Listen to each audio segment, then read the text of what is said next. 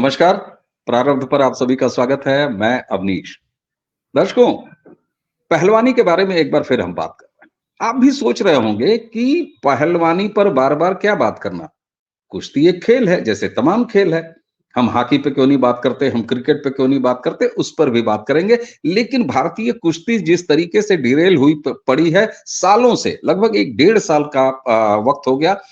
अब यहाँ पर आज कुश्ती पर बातचीत का जो जरिया बना है, माध्यम बना है, वो है बजरंग पूनिया और रवि दहिया। वो ओलंपिक क्वालीफाइंग मैच हार गए, अपनी कुश्तियां हार गए। देश का कोई पहलवान हार गया, उस पर प्रारब्ध पर चर्चा क्यों हो? उस पर साई के भूतपूर्व कोच बाबा रामदास जी से चर्चा क्यों हो? लेकिन इसके मायने हैं।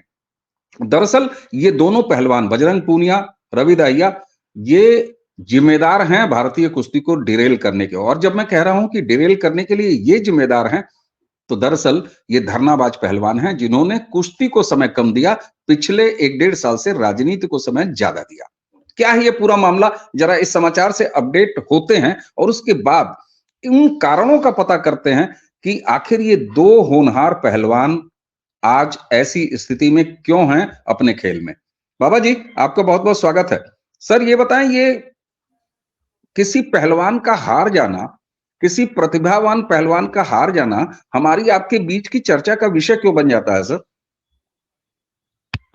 सर, जब पहलवान कंट्रोवर्शियल हो, पहलवान के क्रियाकलाप कंट्रोवर्शियल हो, पहलवान पिछले 1.5 साल से पूरी ताकत लगा के पूरी भारतीय कुश्ती को डिरेल करने की कोशिश में लगा हो, उसको नुकसान पहुंचा रहा हो। सर, मैं एक बात बताऊं, बजरंग पूनिया हार गए इसकी चर्चा सिर्फ मैं और आप नहीं कर रहे हैं, आज पूरा देश कर रहा है। और कल कुश्ती के दौरान पूरे स्टेडियम में जो माहौल था ना, कि 90% लोग बजरंग पूनिया के प्रतिद्वंदी को सपोर्ट कर रहे थे और पूरा देश ये चाहता था कि बजरंग पूनिया हारे। और कल जब वो 9-1 से हारा है तो लोगों ने खुशी मनाई है। क्यों? क्योंकि बजरंग पूनिया ने यही अपयश कमाया है पिछले 1.5 साल में, सवा साल में। तो उसकी सर टोटल रिपोर्ट ये है कि मैं बता दूं आपको कि ओलंपिक क्वालिफायर्स हो रहे हैं, ओलंपिक के लिए क्वालिफाइंग टूर्नामेंट्स चल रहे हैं। तो 1 अप्रैल में होना, 1 मई में होना, उसके लिए टीम का चयन हो रहा था। तो वो चयन हुआ है कल बहालगढ़ सोनीपत में पुरुषों का रिक्रूटमेंट फ्री स्टाइल का। आज इस समय चल रहा है पटियाला में महिलाओं का।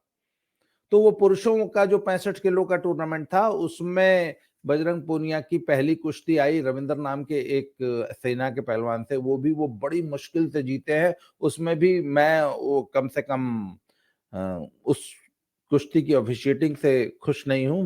बड़ी पुअर ऑफिशिएटिंग हुई थी और असल में वो कुश्ती भी बजरंग पूनिया हारे हैं।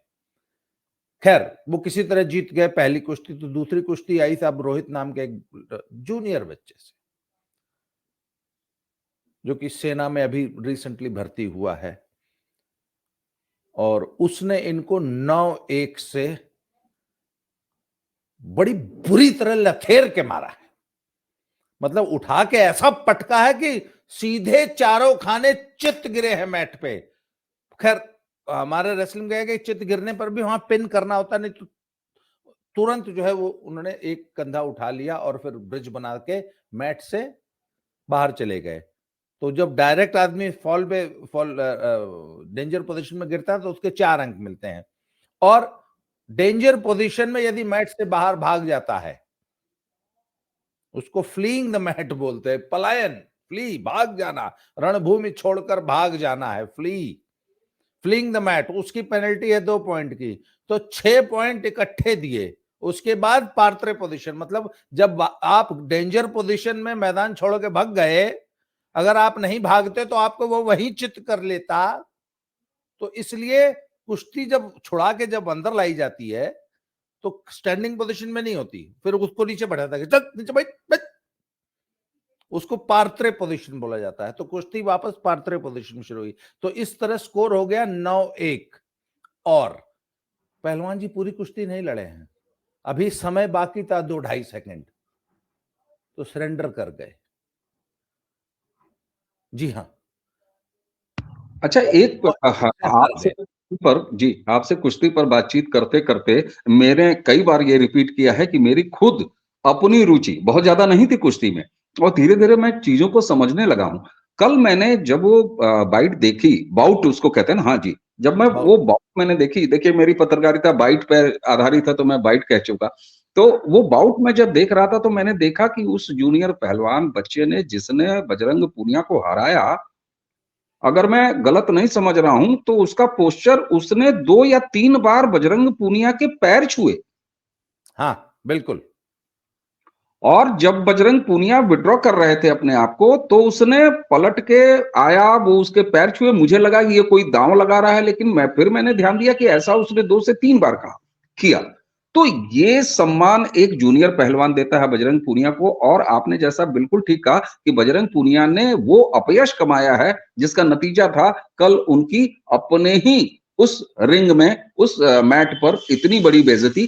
खेल में हार-जीत किसी का लगा रहता है, लेकिन आखिर बजरंग पूनिया को ये सोचना तो होगा सर कि एक पहलवान जूनियर जो इतना हमको आदर दे रहा है, एक समय वो सारे देशवासी जो बजरंग पूनिया को पलक पाँवड़ों पर बिठा के रखे हुए थे क्योंकि उन्होंने देश के लिए मेडल जीता था। आखिर आत्म मंथन कहीं न कहीं बजरंग पूनिया और उनके साथ के लोग, चाहे वो साक्षी मलिक हों, चाहे वो फोगाट बहनें हों, इनको सोचना तो होगा सर।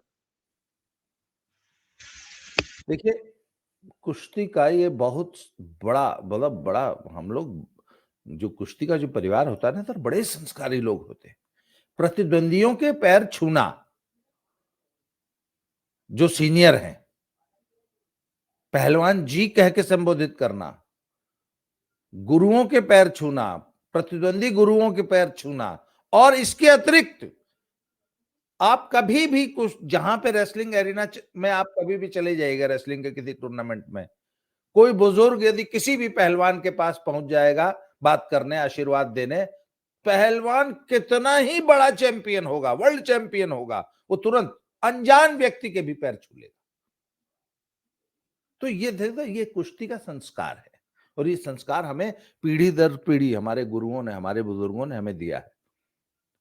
सर, जब मैं पिछले 1.25 साल से, आप मेरी सारी वीडियो देख लीजिए कि सर हमारी जो बेसिक जो प्रिंसिपल्स थे ना, हमारी जो एथिक्स थी, हमारे जो संस्कार थे, हमारा जो चरित्र था भारतीय कुश्ती का, सर उस पे कुठाराघात हो रहा है पिछले 1.25 साल से। मेरी सबसे बड़ी पीड़ा ये रही है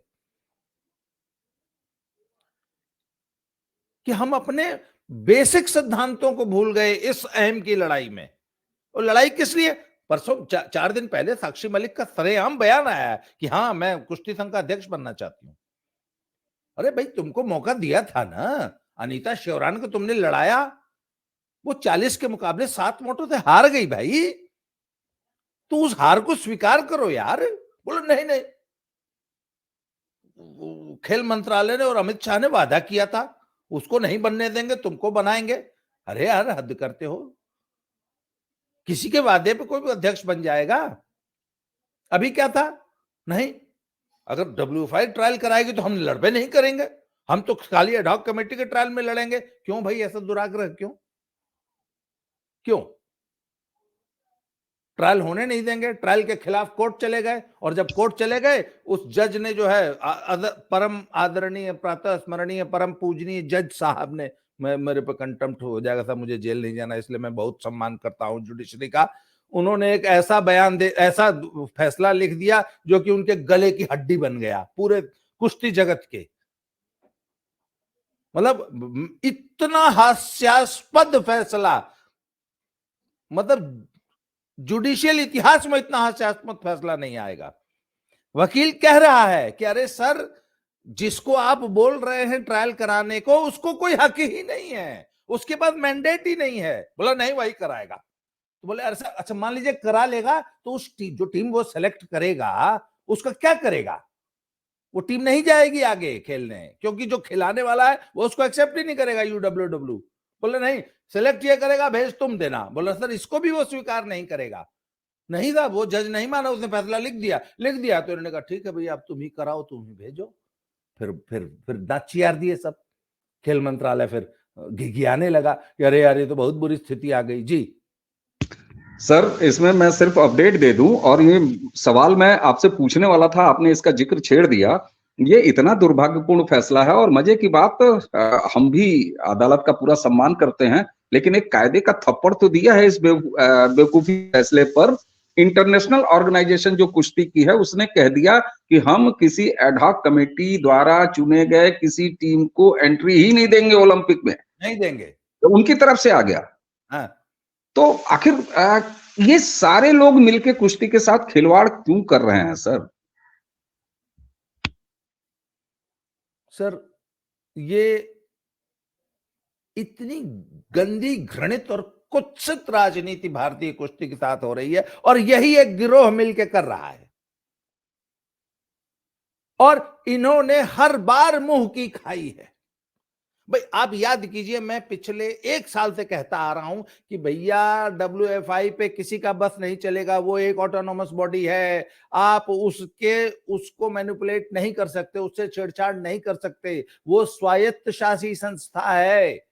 अच्छा एक चीज बताऊं, सबसे बड़ा, जैसा कि मैं एक एनालॉजी देता होता हूं कि आप जिले के SSP को या थानेदार को सस्पेंड नहीं कर सकते ना, उसी तरह एडहॉक कमेटी, WFI के ऊपर एक एडहॉक कमेटी बनाने का अधिकार खेल मंत्रालय और IOA को है ही नहीं। क्यों? मैं उसका एक कानूनी नुक्ता बता देता हूं। क्योंकि ये जो WFI है ना सर, ये एक रजिस्टर्ड सोसाइटी है, जिसका मालिक रजिस्ट्रार ऑफ द सोसाइटीज है। अगर उसके किसी संविधान का, नियम का, कानून का उल्लंघन होता है, तो उस पर संज्ञान कौन लेगा? अरे एक थानेदार अगर गलती करेगा, थानेदार ने कोई गलत काम कर दिया, तो उसका संज्ञान प्रारब्ध का एडिटर लेगा? नहीं, बिल्कुल उसका संज्ञान SSP साहब लेंगे, DGP साहब लेंगे। यही होगा। तो अगर WFI ने कुछ विसंगति हुई है, संविधान का उल्लंघन किया है, बायलॉज का उल्लंघन किया है, तो एडहॉक कमेटी बनाने का अधिकार रजिस्ट्रार ऑफ सोसाइटीज को है, न कि खेल मंत्रालय और IOA को। तो फिर हुआ क्या? जब ये सब नहीं माने, तो इन्होंने UWW को कंप्लेंट किया कि IOA हमको काम नहीं करने दे रहा है। UWW ने IOC को, मतलब इनके अब्बू को, IOA के अब्बू होते हैं IOC, इंटरनेशनल ओलंपिक कमेटी, इनके अब्बू को चिट्ठी लिखी कि तुम्हारा लौंडा हमारे लड़के को काम नहीं करने दे रहा है, उसको बोलो जरा कायदे में रहे। IOC ने बहुत मजबूत चिट्ठी लिखी है IOA को कि तुम्हारा काम एडहॉक कमेटियां बनाकर WFI चलाना नहीं है, जिसका काम है उसको करने दो, दूसरे के काम में, दूसरे के डोमेन में नाक मत घुसेड़ो, नहीं तो तुमको मैं सस्पेंड कर दूंगा। आपको मालूम है IOA को धमकाया है IOC ने, और स्पष्टीकरण मांगा है कि हाउ डेयर यू, तुम होते कौन हो एडहॉक कमेटी बना के कुश्ती संघ चलाने वाले, स्पष्टीकरण दीजिए। और अब IOA के हाथ पैर फूले हुए हैं कि अब क्या जवाब दे, क्योंकि स्पष्ट मैंडेट है कि किसी नेशनल स्पोर्ट्स फेडरेशन के कामकाज में आपको हस्तक्षेप नहीं करना है। अच्छा, जब ये मुकदमा चल रहा था ना, तो जज ने पूछा कि तुमको जब सस्पेंड किया था तो तुम कोर्ट काहे नहीं गए?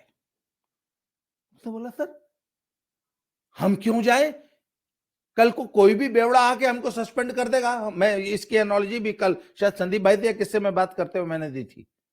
मैंने कहा अगर आप जिले के SSP को सस्पेंड कर देंगे अवनीश जी, तो SSP आपके खिलाफ कोर्ट जाएगा? नहीं, आप होते को ना, आपके सस्पेंशन का कोई मतलब ही नहीं, मैं क्यों जाऊं कोर्ट? तो उसने बोला नहीं, चूंकि आप सस्पेंड। अच्छा अब सुनिए जज साहब, यार ये कौन, मिलॉर्ड पे टिप्पणी नहीं करनी चाहिए, बीप लगा दीजिएगा। हम सम्मान सर करते हैं, हम सर मानते सर सर जज ने फैसला देते हुए क्या लिखा है? चूंकि आप सस्पेंड हैं इसलिए आप ट्रायल नहीं कराएंगे। वो कह रहा है अरे सर सस्पेंशन का कोई मतलब ही नहीं है, वो व्यक्ति सस्पेंड करने का उसके पास मैंडेट नहीं है मुझे। ये तो वो बात हो गई कि अवनीश PN शर्मा प्रारब्ध वाले ने जिले के SSP को सस्पेंड कर दिया, तो जज साहब बोल रहे हैं क्योंकि तुमको अवनीश PN शर्मा सस्पेंड किया है, इसलिए अब तुम जिले में काम नहीं करोगे। चलिए सर, इसको ट्रायल थोड़ा सा नहीं और, लोगे। इस बात को थोड़ा सा और तरीके के एक उदाहरण से समझा दूं। हाँ, प्रधानमंत्री नरेंद्र मोदी से 24 घंटे में 24,000 बार कोई ना कोई कहीं ना कहीं इस्तीफा मांग लेता है। मांग लेता है। तो ऐसे में प्रधानमंत्री कार्यालय उनको गेट नहीं खोलेगा, कहेगा साहब आपसे इस्तीफा मांग लिया गया है, आप तो इस्तीफा दे चुके हैं, हमने अब मान आप दे लिया। दीजिए। ये तो उस तरह की बेवकूफाना बात हुई। जी। सर एक हाई कोर्ट का जज ये फैसला दे रहा है। अच्छा ए भैया, डब्ल्यूएफआई ने अपना माथा पकड़ लिया। उसने कहा ठीक है माई बाप, नहीं कराएंगे ट्रायल, अपना सर्कुलर वापस ले लिए। जबकि उसी का वकील बोल रहा है कि सर ये गड़बड़ हो रही है, डब्ल्यूएफआई वाला कल हमको रुला देगा इस फैसले से। वही हुआ, डब्ल्यूएफआई बोला ठीक है जी हम ट्रायल नहीं कराएंगे, आप ही करा लीजिए। बोला नहीं, अपना वो यूनिक आईडी पासवर्ड जो है यूडब्ल्यूडब्ल्यू वाला, जिससे टीम की एंट्री भेजी जाती है, वो इनको दे दो। बोला अच्छा इसे कैसे दे दे? बोला एक काम करो, ट्रायल ये कराएंगे, टीम तुम भेजना। बोला ऐसा भी नहीं हो सकता, यूडब्ल्यूडब्ल्यू नहीं करेगी। तो डब्ल्यूएफआई जो है अंगद की तरफ पांव जमा के बैठ गई कि हम ना ट्रायल कराएंगे, ना तुम्हारा ट्रायल कराई हुई टीम भेजेंगे। बोला फिर क्या करेंगे? बोला आपने, अच्छा फिर अब भाई फैसला आ गया, तो अब यूडब्ल्यूडब्ल्यू ने, सॉरी डब्ल्यूएफआई ने अपने वकीलों से इनसे उनसे कंसल्ट किया। तो कानून के जानकारों ने कहा कि अरे साहब ट्रायल कराने के लिए मना किया है, कोर्ट ने आपको ट्रायल कराने के लिए मना किया है, सिलेक्शन टीम सिलेक्शन करने के लिए मना नहीं किया है। और सिलेक्शन आप कर दीजिए। तो हाँ, डब्ल्यूएफ बोले ठीक है हम सिलेक्शन कर लेंगे। कैसे करेंगे? ट्रायल तो करा नहीं सकते। बोले जो पूना में नेशनल्स हुआ था उसके गोल्ड मेडलिस्ट को सबको भेज देंगे। अब यहाँ बहुत बड़ी भसड़, क्योंकि पूना में रेलवे वाले और आर्मी वाले और बड़े बड़े पहलवान नहीं लड़े थे, क्योंकि तो सरकारी, जयपुर में जो हुआ वो सरकारी दंगल था, जो पूना में हुआ वो डब्ल्यूएफआई का दंगल था। अच्छा, जब ये दोनों दंगल हो रहे थे तब की आप मेरी वीडियो उठा के देखिए, तभी मैंने पहलवानों से कहा था कि अबे ये पूना वाला ही असली है। आपके जैन साहब है बर्लिंगटन चौराहे पे जो समस्या असली वाले, करते हैं, तो उसमें असली। बड़ा चलता है असली वाले जैन साहब का क्लिनिक इधर है। तो मैंने कहा कि अबे असली वाले जैन साहब पूना में बैठते हैं, ये अरे जयपुर वाले। इसी प्रारंभ पर बातचीत करते हुए वो वीडियो है, इसी डिस्क्रिप्शन में हम डालेंगे, जिसमें ये हाँ, बातचीत हुई थी कि हाँ, जयपुर वाला नकली है जैन साहब और पूना वाले जैन साहब असली है। पूना वाले जैन साहब असली है और ये जयपुर वाले नकली हैं। तो अच्छा सुनिए, उसके बाद एडॉक कमेटी ने, नहीं शायद खेल मंत्रालय ने चिट्ठी निकाली, हे हमको नकली बता रहा है, कुछ लोग हमको नकली बता रहा है, हम ही असली हूं, हम असली हूं। तो मैं कहता था कि अरे यार ये सब बेवकूफ बना रहा है पहलवानों तुमको, असली पूना वाला है। अंत में सर कल क्या सिद्ध हुआ? क्योंकि क्योंकि डब्ल्यूएफआई के पास चिट्ठी भेज दी यूडब्ल्यूडब्ल्यू ने कि कुश्ती की सभी एडमिनिस्ट्रेशन, सभी कार्रवाइयां कराने का हक सिर्फ और सिर्फ डब्ल्यूएफआई को है, उसी के द्वारा कराई गई कुश्ती की गतिविधि ही मान्य है। हमारी बात सही सिद्ध हो गई सर, जयपुर नेशनल फर्जी साबित हो गया। तो डब्ल्यूएफआई ने कहा कि ठीक है हम नहीं कराएंगे ट्रायल, हम जयपुर वाले पूना वाले जितने गोल्ड मेडलिस्ट थे सबको भेज देंगे। अब सर ये वाकई अगर ऐसा हो जाता तो कुश्ती का वाकई बहुत बड़ा नुकसान होता, क्योंकि अच्छे अच्छे पहलवान बेचारे वंचित हो जाते। तो फिर सर एक कंप्रोमाइज हुआ, खेल मंत्रालय और एडहॉक कमेटी एकदम सिर नीचे पिछवाड़ा ऊपर करके एकदम नतमस्तक कि बड़ी बेइज्जती हो जाएगी, बचा लो, हे संजय सिंह, हे डब्ल्यूएफआई, बचा लो भाई बचा लो, बहुत किरकिरी हो जाएगी। अगर टीम नहीं गई तो चुनाव से पहले सरकार की और खेल मंत्रालय की बहुत किरकिरी हो जाए। बोला फिर? तो बोला एक काम करते हैं, पहले तो बोले आप ही करा लो। बोला हम कैसे करा लें, जजवा मना किया, हम कैसे करा लें, हम काहे कॉन्टेम्प्ट ऑफ कोर्ट करें। तो फिर कंप्रोमाइज फार्मूला क्या निकला कि आपने अपना सर्कुलर विड्रॉ कर लिया, हमारे वेन्यू पर ही ट्रायल होगा, हमारी चिट्ठी से ही ट्रायल होगा, पर ट्रायल आप कराइए, इलेक्शन कमेटी आपकी बनेगी।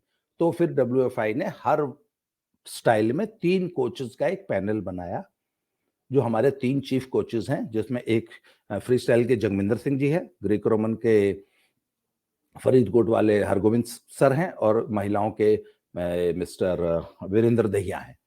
इनकी अध्यक्षता में 3-3 कोचेस का पैनल बनाया, वो सिलेक्शन कमेटी है, उनके हस्ताक्षर से टीम सेलेक्ट होगी, फिर डब्ल्यूएफआई उसकी एंट्री आज शाम तक या कल भेज देगी।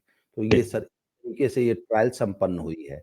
कहने का मतलब धरना जीवियों के सारे प्रपंच फेल हो गए।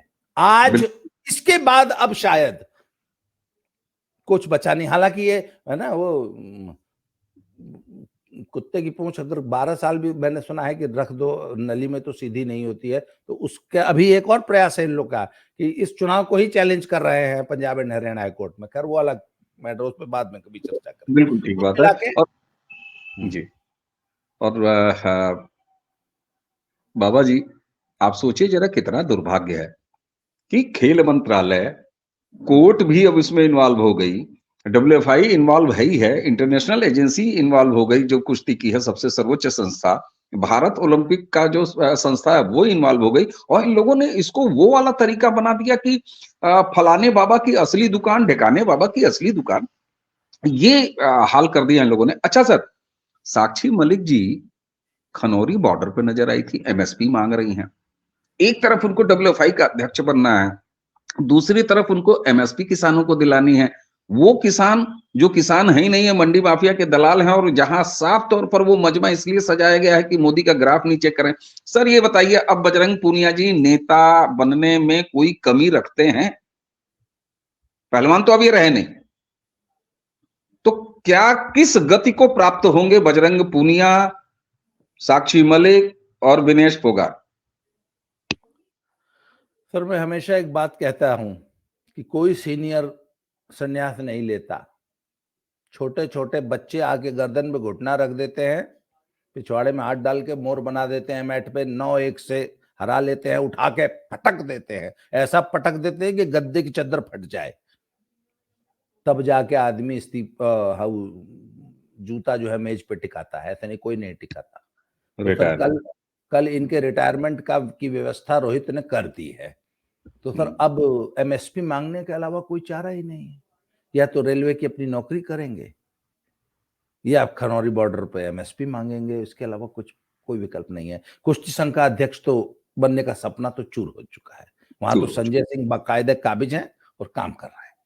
बिल्कुल ठीक है, और डब्ल्यूएफआई अपना काम कर रहा है, उसके निर्वाचित अध्यक्ष अपना काम कर रहा है, उनको कुश्ती की सर्वोच्च बॉडी वो रिकॉग्नाइज कर रही है।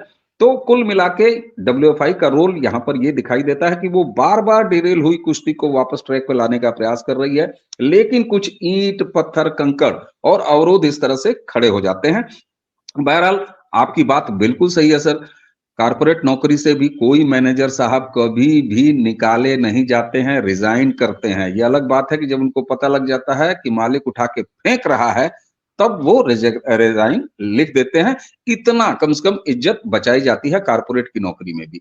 तो मुझे लगता है कि बजरंग पूनिया, साक्षी मलिक और विनेश फोगाट जो पूरी की पूरे तरीके से जिम्मेदार हैं भारतीय कुश्ती को इस तरीके से बेइज्जत करने का, चाहे वो गंगा किनारे अपने मेडल फेंकने की बात हो, मतलब तरह तरह से खाप पंचायतों से लेकर हर कुछ। तो अब उनका अंतिम स्थान वाकई में तय कर दिया जूनियर पहलवानों ने, जूनियर प्रतिभाओं ने, कि आप जाइए नेतागिरी ही करिए, आज से आप नेता ही हैं। बेहतर है आप एमएसपी की ही बात करिए, मोदी के ग्राफ गिराने की ही राजनीति करिए, आप इसी लायक हैं। बाबा जी, आपने हमें समय दिया और भारतीय कुश्ती पर, प्रारब्ध पर आपके सानिध्य में हम लगातार बात करते रहे हैं, इसलिए मैंने आवश्यक समझा कि इस पर जरूर बात कर ली जाए। आशा यही की जाए कि भारतीय कुश्ती एक बार फिर अखाड़े में लौटेगी, और लौटती हुई दिख रही है। इसके लिए बहुत बहुत साधुवाद देना चाहिए डब्ल्यूएफआई और उसके लोकतांत्रिक ढंग से चुनी गई कार्यकारिणी का। बाबा जी आपको एक बार फिर धन्यवाद, और दर्शकों इसी के साथ हमें और बाबा जी दोनों को आज्ञा दीजिए। नमस्कार, प्रणाम। नमस्कार, जय श्री राम।